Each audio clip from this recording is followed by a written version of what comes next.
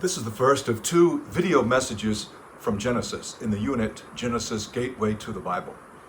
Bring you warm greetings from Canada. I'm in my hotel room in Calgary, where I'll be speaking this weekend. And today's lesson is iFaith 31, Heroes and Zeros.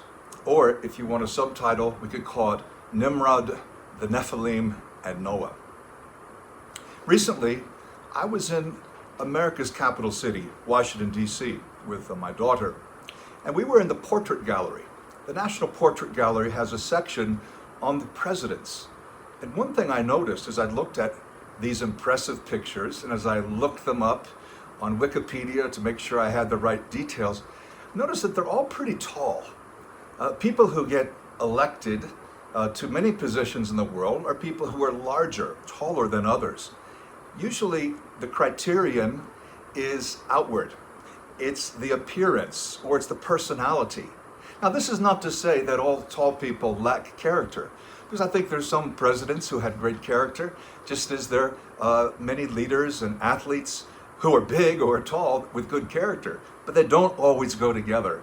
When we think of the NBA, MLB, NFL, we know that sports can build character, but often fails to do so when there's sin. Or think of the military. Well, we consider heroes those who deliver us. Well, our focus today, again, heroes, Noah, Nimrod, Nephilim, and it's from Genesis. In fact, the material I'm sharing is in our new book called Origins. And Origins is on the first 11 chapters of Genesis. We learn the truth about the Tower of Babel, about the giants, the origins of technology, the creation story, the flood story, the quest for immortality. And we see that many of these stories, actually everything, is already familiar to the people in that part of the world. But the Bible has rewritten it. It's rewritten their flood story. It's rewritten their creation story to give glory to God. All the gods are removed. Now there's only one God. And God does not create us to be his slaves, but for relationship, for partnership. But that's the book. I hope you'll check it out. In short, there are two kinds of hero. There's the worldly kind and the godly kind. And modern culture celebrates and even idolizes sports stars, military commanders, Hollywood starlets, billionaires. And the ancient world was pretty similar. It had the same basic broad categories. Think of gladiators, generals, actors in theater, chariot drivers, aristocrats. We're really no different. That ancient world is long ago, but we are really no different to them, are we? So, let me give you a couple examples, and then we'll get into the Bible. And one example is, of course, Homer, the ancient Greek who spoke of Ajax and Achilles and Odysseus. The Vikings had their heroes, Sigmund, Guthmundur, Ragnar Lothbrok. In the Viking mythology, the idea of heaven is that you're in a banqueting hall, Valhalla, and that's where you celebrate your victories. And each day you go out and you kill the enemies and you win glory, and then you come back to the banqueting hall that evening and eat and boast and brag and get drunk, maybe get into some brawls, and you sleep, and the next day you go out to battle again, over and over and over, winning glory. That's very worldly. That's not the way the Bible speaks of heroism. One of the great heroes or champions of the Bible is Goliath, the Philistine, who was very tall. But tall people are not always spiritual people. Right now, I'm in the end of 1 Samuel. Saul is going to die soon. King Saul was much taller, this taller, a head taller than everybody else. Tall doesn't mean that you are godly. So who do we praise? And do we understand heroism correctly? And I will say this, I don't mean to generalize too much, but I would say that most Christians have a worldly idea of what it is to be a hero, even of what it means to be a hero in God's kingdom. Heroic men and women are those who obey God. And frequently, they are called to reject what is celebrated by society. And frequently, they're not even recognized as heroes. Genesis 6:1. When people began to multiply on the face of the ground, and daughters were born to them, the sons of God saw that they were fair, and they took wives for themselves of all that they chose. And then Yahweh said, My spirit shall not abide in mortals forever, for they are flesh. Their days shall be 120 years. The Nephilim were on the earth in those days and also afterward, when the sons of God went into the daughters of humans who bore children to them. These were the heroes of old, warriors of renown. Okay, that's the first half of our passage. We'll read the next 4 verses in just a moment. So we read of some pretty odd things happening here. Human population is increasing, and the sons of God, normally considered to be angels, lust after the daughters of men. Reminds me of a Greek myth where Jupiter, the king of the gods, is in love with a mortal woman, and so he turns himself into a swan, and that way doesn't scare her away, and she gets pregnant, I think, and crazy stuff like that. You say, why would immortals lust after mortals? That doesn't even make sense. But it's outward appearance, and it says that the people, the sons of God, let me read this correctly. The sons of God saw that these women were beautiful. They saw. Now that was the first step in the sin of Adam and Eve.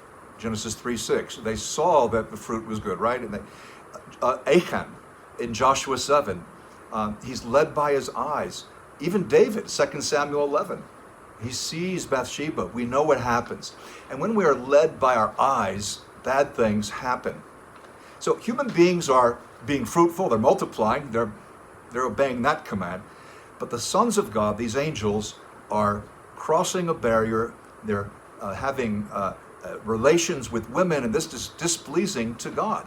But the offspring of these unions are the Nephilim.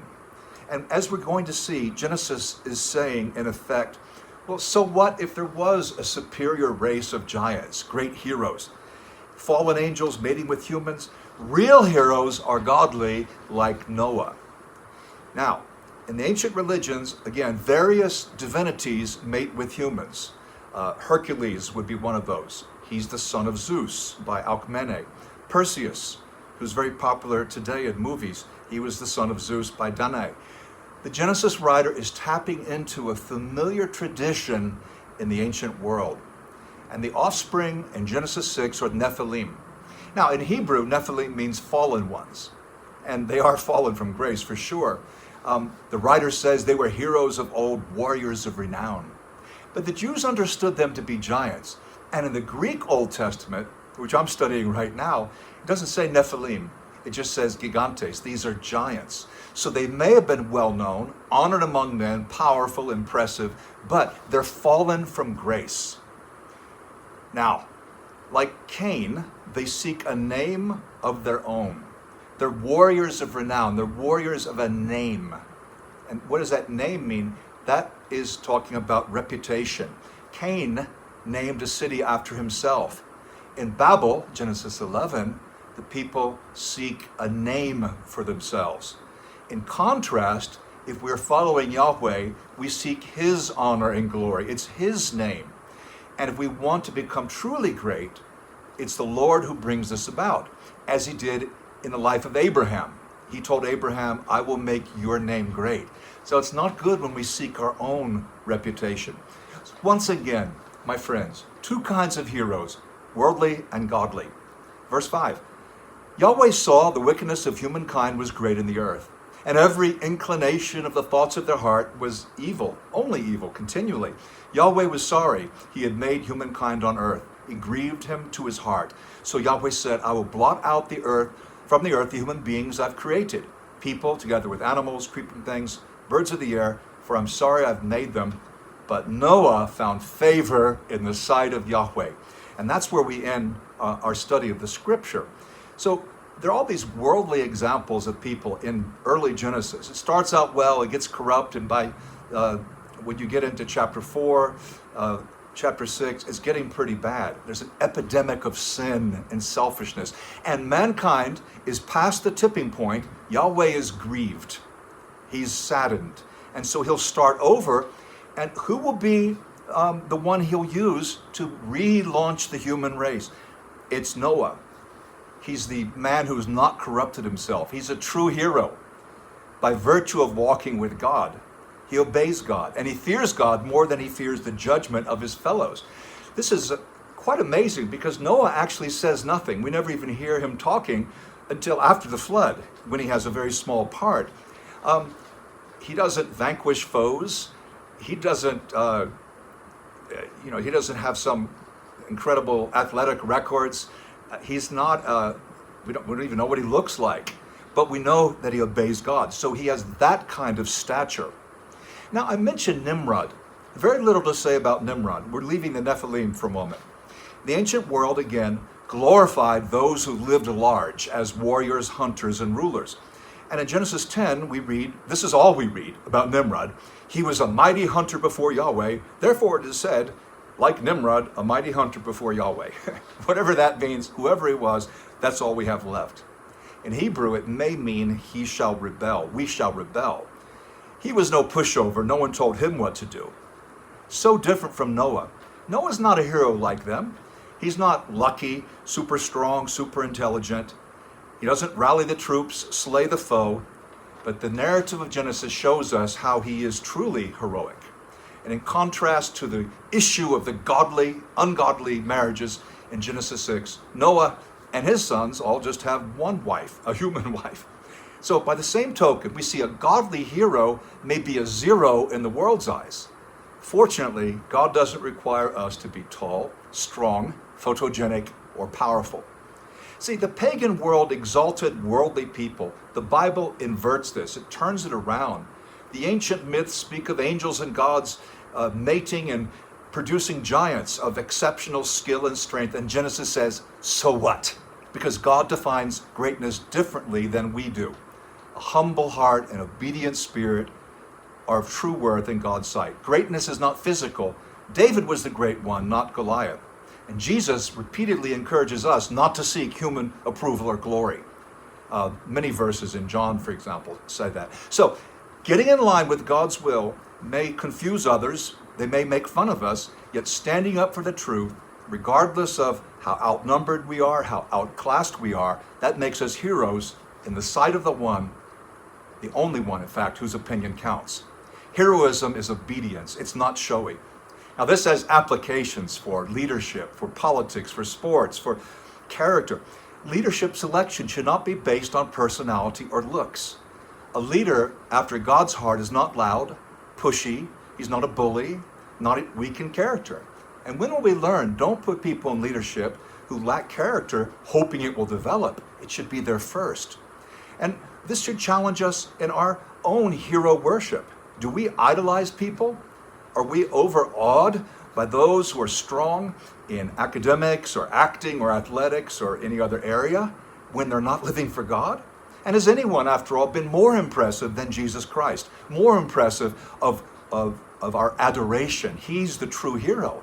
So to be Christians, to be God's people, we're going against the culture. We're being countercultural. Noah found favor with Yahweh. It says he was blameless. He exhibits a quality vital not only for overseers, church leaders, but for anyone who loves God. And let us strive to do the same. Heroes or zeros? Which are we? To be a hero in God's eyes may well mean that we're zeros in the world's eyes. Because in God's kingdom, values are upside down. I hope that's helpful for you. I hope it will help to change what we think about what is heroic. It's about obedience. It's not pushy, it's not flashy, it's not showy. It doesn't seek its own attention and reputation. It only cares about God. So that's my lesson, Nimrod and the Nephilim and Noah. Let's make the application. And I hope you're looking forward to the second video sermon from Genesis. That'll be number 32. Thank you for listening to this one. Don't be a zero, be a hero, but God's way. God bless.